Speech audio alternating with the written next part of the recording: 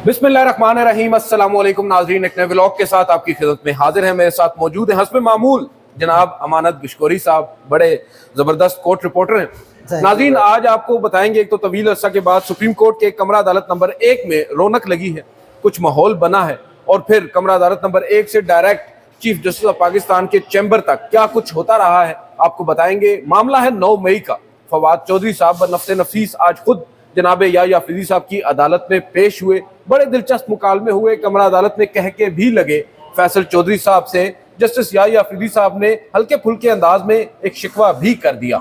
क्या हुआ उस हवाले से आज अमानत गिशकोरी साहब से पूछेंगे, और इसके बाद आगे चलकर आपको वीडियो के दूसरे हिस्से में बताएंगे इमरान खान के दो साहबजादे कासिम और सुलेमान, जो अभी तक पाकिस्तान में आए नहीं हैं, उनका वीज़ा नहीं लगा, तारीख तक तय नहीं पाई कि उन्होंने कब आना है, यहाँ पर आकर क्या करना है, मगर पाकिस्तान के अंदर माहौल अजीब होता जा रहा है। जूं जूं ये बात चल रही है कि वो आएंगे, यहाँ पर बैठे हुकूमती वुज़रा काफ़ी परेशान हैं, अपनी कुर्सियों पर अपनी जो नशिस्त है उसको बदलते नज़र आते हैं। और अब हम देख रहे हैं कि जमायमा गोल्ड स्मिथ भी इस वाक़े पर, इस इशू के ऊपर बोल पड़ी हैं, और उन्होंने भी खामोशी तोड़ दी। और काफ़ी हद तक एक खबर गुज़िश्ता रोज़ हमारे एक सीनियर सहाफ़ी हैं, बुज़ुर्ग सहाफ़ी हैं जनाब नुसरत जावेद साहब, उन्होंने दी थी, उस खबर को भी समवट वो डिनाई कर रही हैं। इन अदर वर्ड्स उस पर बात करेंगे। और फिर इस्लामाबाद हाई कोर्ट के जनाब जस्टिस मोहसिन अख्तर कियानी के जहन में क्या चल रहा है नाज़रीन, वो भी आपको बताएंगे। सबसे पहले अमानत गिशकोरी साहब, मुझे ये बताइएगा, आज कमरा अदालत नंबर 1 में जनाब फवाद चौधरी और फैसल चौधरी पेश हुए,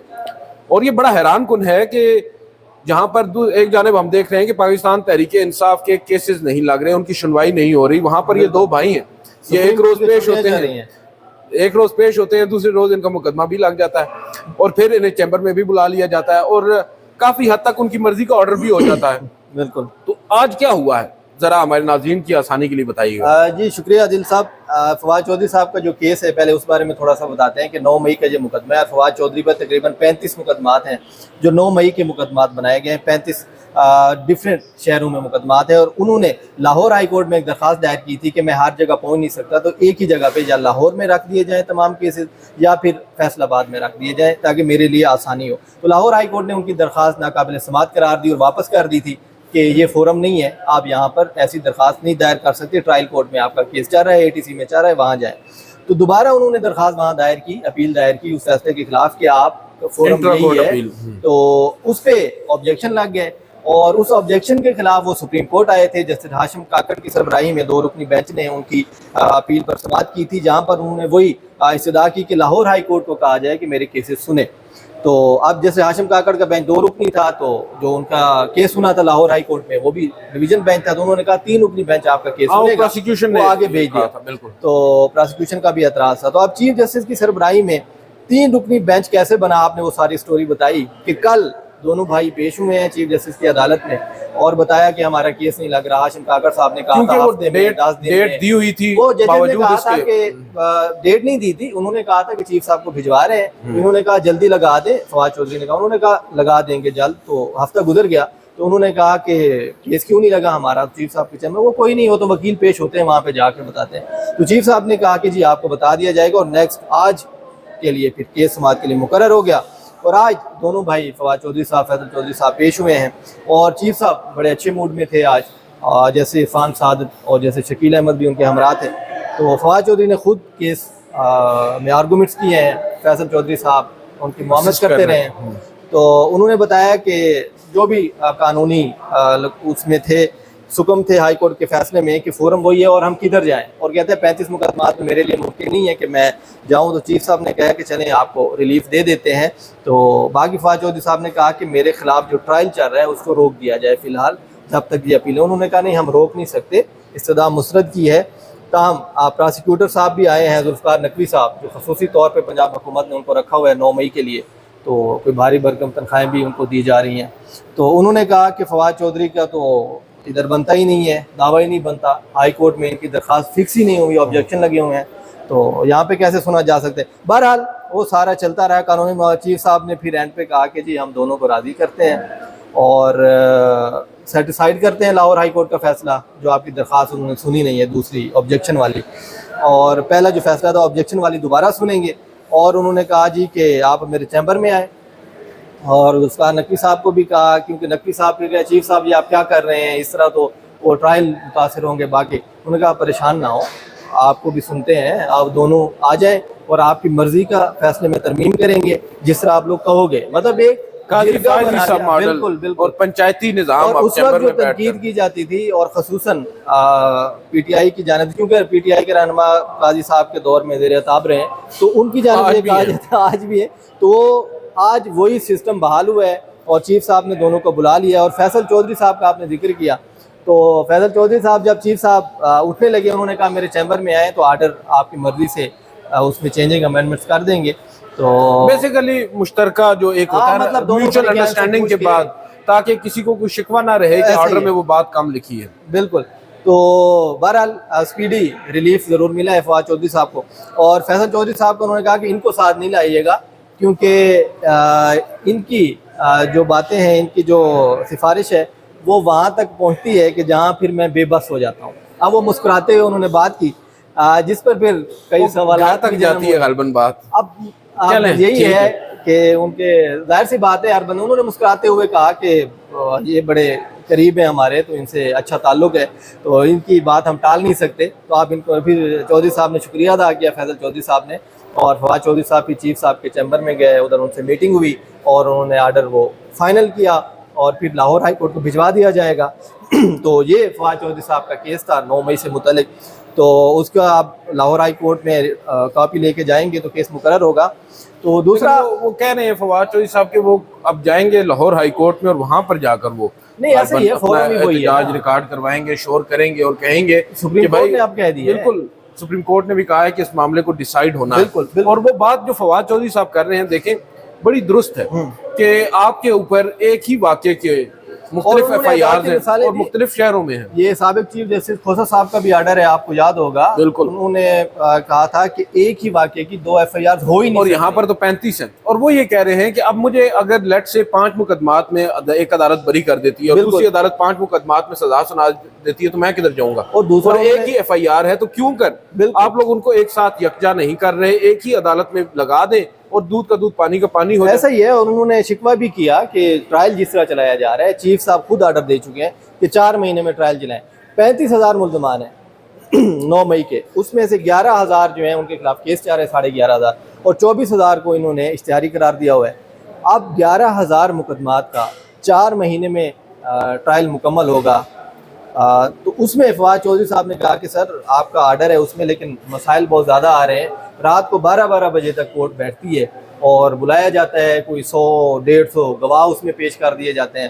تو چیف صاحب نے بڑا دلچسپ حیران کن جواب دیا، کہتے ہیں جی رات 12 بجے تک عدالت چل رہی ہے تو آپ کو تو شکر ادا کرنا چاہیے کہ عدالتیں بیٹھی تو ہیں، کام تو کر رہی ہیں. اس وقت چیف جسٹس ایسی عدالتی شخصیت ہے اس ملک کے اندر جناب یا فریدی صاحب، جو کچھ بھی ہو رہا ہے نا پاکستان کے عدالتی نظام میں وہ اس پر ریجوائس کر رہے ہیں. آپ کو یاد ہوگا جب ریسنٹلی ہماری ان سے ملاقات ہوئی تھی تو انہوں نے بھی ہمیں مشورہ دیا تھا کہ ہم لوگ بھی ریجوائس کریں. تو وہ ریجوائس کر رہے ہیں، انجوائے کر رہے ہیں اس تمام تر سچویشن کو اور فخر محسوس کر رہے ہیں کہ کس طرح ان کے زیر نگران اس وقت عدالتیں ہیں. سمجھتے ہیں کہ یہ قانون کے مطابق آئین کے بالکل ہر کوئی یہی سمجھتا ہے. جناب قاضی فائز صاحب بھی یہی سمجھتے تھے اور ان کے پریڈیسیسرز بھی یہی سمجھتے تھے، اور جو آج اس ملک میں جو کچھ ہو رہا ہے جو کر رہے ہیں وہ بھی یہی سمجھتے ہیں کہ وہ آئین اور قانون کے مطابق کر رہے ہیں. اور یہی المیہ ہے پاکستان کا. میں بات کر رہا ہوں تو میرے پاس اپنی لاجک ہے، وہ بات کر رہے ہیں تو ان کے پاس اپنی لاجک ہے، اور ہر شخص درست ہے. اسی کو کہتے ہیں پولرائزیشن. بالکل یہ پولرائزیشن ہے سر ریاست کے اندر، اور یہاں پر ہر کوئی ٹھیک ہے. اب اس کے علاوہ بھی بہت ساری خبریں ہیں. بالکل ایسے ہے، بلکہ آپ سے ہی پوچھیں گے کہ آپ نے ذکر کیا عمران خان صاحب کا. ہاں جی. تو ادھر کیا چاہ رہے ہیں؟ ان کے بیٹوں نے جو کیا، گزشتہ روز بھی ہم نے اس پہ کی تھی بات کہ وہ ذرا جو حکومتی ہیں وہ دھمکیوں پہ اتر آئے، اور پھر آج کوئی جمائمہ صاحبہ کا کوئی ٹویٹ بھی ہے، اور سینئر صحافی نصرت جاوید صاحب کا آپ نے تذکرہ کیا، انہوں نے بھی کوئی باتیں کی ہیں. تو یہ کیا ہے؟ عمران خان جب بھی احتجاج کی کال ہو، ان کے بیٹے ادھر آئیں، وہ ابھی آئے بھی نہیں ہیں، تو ابھی سے بے چینی ہے حکومت. دیکھیں اس وقت نا یہ بات ہم کل بھی کر چکے ہیں کہ عمران خان کے جو 2 صاحبزادے ہیں وہ کڑی ہے اس سلسلے کی جو کہ اس تحریک کو کامیاب بنا سکتے ہیں، کیونکہ لیڈرشپ ان کی بالکل. ادروائز جو موجودہ قیادت ہے اس کے اندر وہ دم خم ہے نہیں، نہ ہی شاید ول ہے. بالکل یہ لوگ تو وہ تحریک چلا نہیں سکتے اور نہ ہی پبلک ان پر ٹرسٹ کرتی ہے. تو اس وقت جو ٹرسٹ ڈیفیسٹ ہے پبلک کے اندر اگینسٹ پارٹی لیڈرشپ وہ فل کر سکتے ہیں وہی عمران خان کے فیملی ممبرز، بالخصوص ان کے دونوں صاحبزادے. وہ الگ بات ہے کہ عمران خان صاحب ماضی میں کہہ چکے ہیں کہ میرے فیملی کا سیاست سے کوئی تعلق نہیں ہے، اور یہاں پر آج لوگ بہت سے یہ بھی کہہ رہے ہیں کہ بھائی آج تک تو ان کے صاحبزادے پاکستان میں آئے نہیں ہیں، اور اب اچانک سے آ کر وہ ملکی سیاست کی باغ دوڑ کیسے سنبھال سکتے ہیں؟ کیا یہ اصولوں کی خلاف ورزی نہیں ہے؟ تو بھائی ان کی اطلاع کے لیے عرض ہے کہ وہ یہاں پر سیاست کرنے تو نہیں آ رہے، وہ تو اپنے باپ کے لیے آ رہے ہیں. ہاں یہ تنقید تب ہوگی جب معاملات طے پا جائیں گے، ان کا باپ باہر آ جائے گا، عمران خان صاحب جیل سے باہر ہوں گے، اور پھر اگر ان کے بیٹے یہاں پر رہتے ہیں تو پھر بات ہوگی کہ بھائی اس وقت تو ان کا مقصد ان کے والد صاحب کو جیل سے باہر نکالنا ہے، جو ہر بچے کی خواہش ہوتی ہے، ہر بچے کی کوشش ہوتی ہے کہ اپنے بچے اپنے والد کو تکلیف میں وہ نہیں دیکھ سکتا، اور ایسے والد کو جس کو وہ آئیڈیلائز کرتے. اب یہاں پر ہوا یہ کہ جیسے ہی یہ خبر آئی، علیمہ خانم صاحبہ نے بھی بتایا کہ وہ امریکہ ہیں، امریکہ سے واپس آئیں گے، پاکستان میں آ کر تحریک چلائیں گے، بالکل، تو یہاں پر دوڑیں لگ گئی حکومتی رہنماؤں کی. رانا ثناء اللہ صاحب نے دھمکی آمیز قسم کا ایک بیان دے دیا کہ وہ آئیں گے، اتریں گے اور ان کو گرفتار کر لیا جائے گا، اور پھر کچھ کہتے ہیں کہ ویزا مسترد ہو گیا. اس سب کے اوپر گزشتہ روز میں سن رہا تھا نصرت جاوید صاحب ہمارے بڑے قابل سینئر صحافی ہیں، ہم بڑے ان کو قدر کی نگاہ سے دیکھتے ہیں، انہوں نے اپنی ایک خبر دی ہے، ان کے ایک قریبی ہیں جو شاید جمائمہ خان کے بھی بہت زیادہ قریبی ہیں، ان سے ان کی جب بات ہوئی تو انہوں نے کہا کہ Jemima Khan is of the view کہ وہ اپنے بیٹوں کو شاید پاکستان بھیجنے کے حق میں نہیں ہے. اچھا، اور وہ یہی خدشات ہوں گے کہ جو ان کے باپ کے ساتھ ہو رہا ہے وہ ان کے ساتھ بھی ہو سکتا ہے. مگر اس کے اوپر جو انٹرسٹنگ پہلو ہے وہ یہ ہے، اور یہ بھی انہوں نے بتایا کہ جو بیٹے ہیں ان کے، انہوں نے اپنے کسی دوست سے یہ بات کہی ہے کہ ہمیں شاید پاکستان جانا پڑے. یہ انہوں نے خبریں دو دی. اس کے بعد آج جمائمہ گولڈ سمتھ کا ایک ٹویٹ آیا ہے جو انہوں نے غالباً کوٹ کیا ہے رانا ثناء اللہ صاحب کو، اور وہ یہ کہہ رہی ہیں کہ رانا ثناء اللہ صاحب جو ہیں وہ ابھی یہ بات کر رہے ہیں جبکہ پوری دنیا میں جمہوریت جہاں جہاں بھی ہے اس طرح کی کوئی عمل دخل نہیں ہوتا. بچوں کو کم از کم اپنے والد کے حق میں آواز اٹھانے سے کوئی نہیں روک سکتا. یہاں پر تو فون پر بات نہیں کروائی جا رہی، اور جب وہ ملاقات کے لیے پاکستان آنے کی بات کر رہے ہیں تو آگے سے انہیں انٹیمیڈیٹ کیا جا رہا ہے، انہیں دھمکایا جا رہا ہے، انہیں ڈرایا جا رہا ہے. تو یہ انتہائی قابل مذمت ہے اور ناقابل قبول ہے. تو میں یہ سمجھتا ہوں کہ یہ جو حکومت اس وقت پینک کا شکار ہے، بالخصوص اس اعلان کے بعد جو عمران خان صاحب کی جانب سے آیا ہے کہ ان کے بیٹے بھی آئیں گے، یہ پینک اگینسٹ دیئر اون میں سمجھتا ہوں کہ اسٹینڈنگ جا رہا ہے، اور حکومت کو اس پر کافی حد تک مشکل فیس کرنا پڑ سکتی ہے. وہ جو جال انہوں نے عمران خان کے لیے یا ان کے بیٹوں کے لیے بچھایا ہے، بظاہر نظر آ رہا ہے کہ وہ خود ہی اس میں دھنستی چلی جا رہی ہے. وجہ یہ ہے کہ یہ جو بیانیہ رانا ثناء اللہ صاحب نے دیا ہے نا، یہ بیانیہ شاید پاکستان میں ان کے اپنے ووٹرز یا ان کے اپنے لوگوں کے لیے تو اچھا ہے، ان میں ایک چیز آئی کہ دیکھیں حکومت نے سٹینڈ لیا ہے، کنٹرول کر لیں گے. لیکن یہی بیانیہ جب جمائمہ گولڈ سمتھ نے ٹویٹ کیا ہے تو آپ دیکھیے گا عالمی سطح پر کس طرح عمران خان کے حق میں جائے گا اور اس حکومت کے اگینسٹ جائے گا. بنیادی انسانی حقوق کی بنیادی طور پر یہ خلاف ورزی ہے. ایسے یہ والد سے ملاقات کرنا کوئی دیکھیں فون پر بات نہیں ہو رہی، اور ایک ہفتے کا جو کل عمران خان صاحب کا میں نے ٹویٹ پڑھا ہے، اب اگر میں اس کو درست مان لوں، مجھے کوئی وجہ نظر نہیں آتی کہ میں اس کو درست نہ مانوں. لیٹ سے ہم کہتے ہیں کہ عمران خان صاحب نے جو بات کی ہے وہ درست کی ہے، تو یہ بہت زیادہ علامے ہیں. ایک شخص ہے فارمر پرائم منسٹر پاکستان کا، آپ نے اسے 72-73 بالکل، اور پھر دیکھیں آپ نے بالکل ہی ایک کال کوٹری میں بند کمرے میں اس بندے کو رکھا ہوا ہے، نہ اس کے پاس اخبار ہے، نہ ہی اسے کتاب لکھنے کے لیے کاغذ اور پینسل دی جا رہی ہے. دیکھیں اس بندے کو آپ نے آئسولیشن میں رکھا ہوا ہے، اس بندے کو نہیں معلوم باہر کیا ہو رہا ہے. اور یہی وجہ ہے، میں نے کل بھی بات کی کہ عمران خان صاحب کی جانب سے جو تحریک کا آغاز یا اس کے اعلان کی بات ہوتی ہے اور پارٹی لیڈرشپ اس پر مختلف رائے رکھتی ہے، وجہ یہ ہے کہ عمران خان صاحب کو تو لوپ میں ہی نہیں لیا جا رہا، ان کو تو بالکل اندھیرے میں رکھا جا رہا ہے. تو براہ راست ان سے رابطہ ہی نہیں ہے. وہ جو باتیں کر رہے ہیں ہمیں یہ بات اپریشیٹ کرنی چاہیے کہ عمران خان صاحب کو تو آدھے سے زیادہ بلکہ 90% حقیقتیں معلوم ہی نہیں ہے کہ باہر ہو کیا رہا ہے. تو ان کا جو فیصلہ سازی ہے وہ اس وقت اس طرح ایکوریٹ نہیں ہو سکتی، یہ ہیومنلی پاسبل نہیں ہے. تو اس وقت پھر کردار آتا ہے آپ کی پارٹی قیادت کا، وہ کہاں ہے؟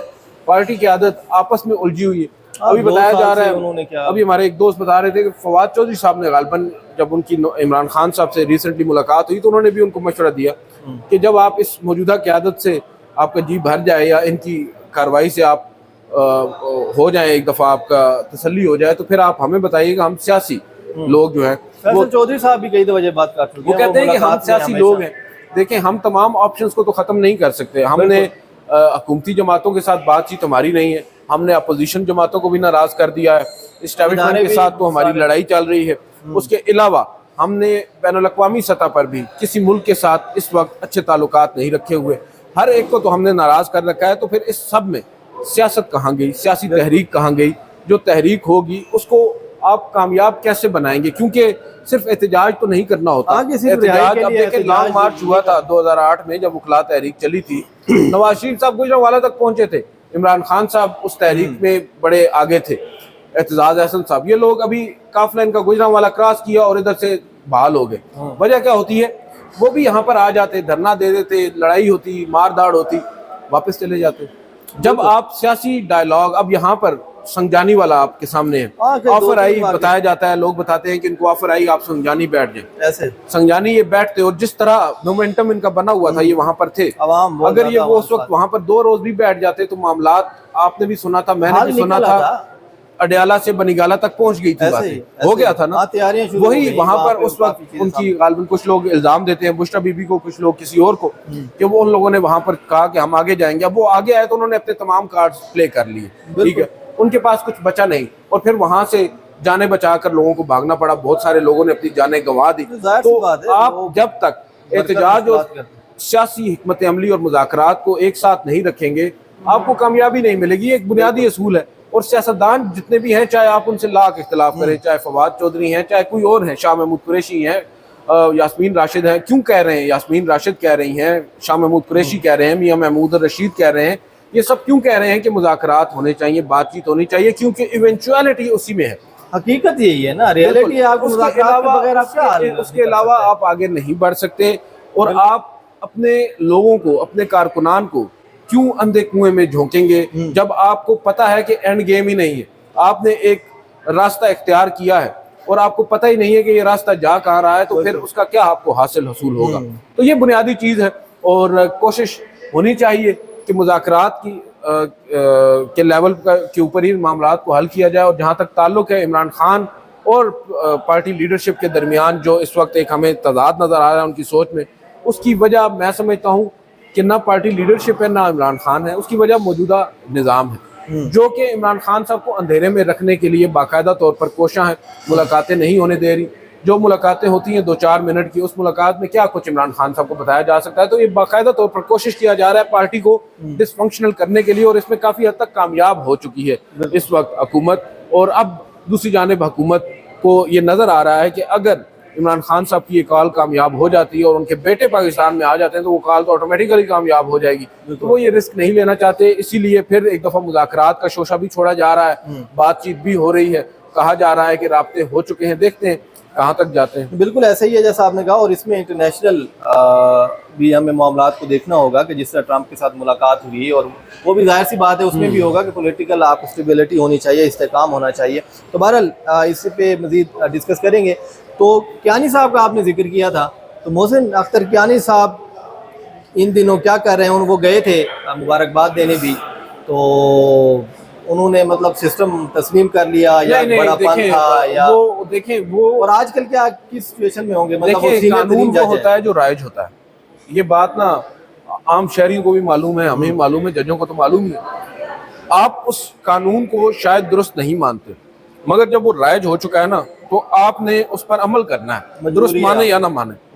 تو اب 26ویں آئینی ترمیم ہو چکی ہے, بالکل وہ واپس بھی ہو جائے گی وقت آنے پر, لیکن اس وقت وہ موجود ہے. اور اس 26ویں آئینی ترمیم کے نتیجے میں ڈوگر صاحب بن گئے ہیں چیف جسٹس. تو وہ ایک کرٹسی کال تھی, وہ پروٹوکول تھا, وہ گئے تھے, انہوں نے ان کو مبارک دی. ان کی اور ٹیکنگ میں وہ نہیں گئے, اس کی وجہ بھی یہی ہے کہ وہ پٹیشنر ہیں, ان کے اگینسٹ انٹرا کورٹ اپیل انہوں نے دائر کر رکھی ہے. اب جو خبر ہے وہ یہ ہے, بہت سے لوگ مستعفی ہونے کی بات کر رہے تھے, خبریں استعفوں کی چل رہی تھیں, بلوچستان جب بھیجا جائے گا. بالکل میری اطلاعات یہ ہیں کہ جسٹس محسن اختر کیانی تو جسٹس منصور علی شاہ صاحب کی طرح فرنٹ فٹ پہ کھیل رہے ہیں. اچھا, انہوں نے تو اب ایک نئی حکمت عملی ترتیب دینا شروع کر دی ہے کہ جو سینیارٹی لسٹ جناب صدر آصف علی زرداری صاحب نے ترتیب دی ہے, جس پہ نہ صرف متاثر جسٹس محسن اختر کیانی ہے بلکہ اسلام آباد ہائی کورٹ کے دیگر ججز بھی ہیں, انہوں نے اس پر بھی باقاعدہ طور پر یہ سوچنا شروع کر دیا ہے کہ اس کو چیلنج کیا جائے. اب اسے آرٹیکل 199 کے تحت اسلام آباد ہائی کورٹ میں چیلنج کیا جائے گا یا 184(3) کے تحت سپریم کورٹ میں دائر کیا جائے گا, یہ فیصلہ بھی ہونا باقی ہے.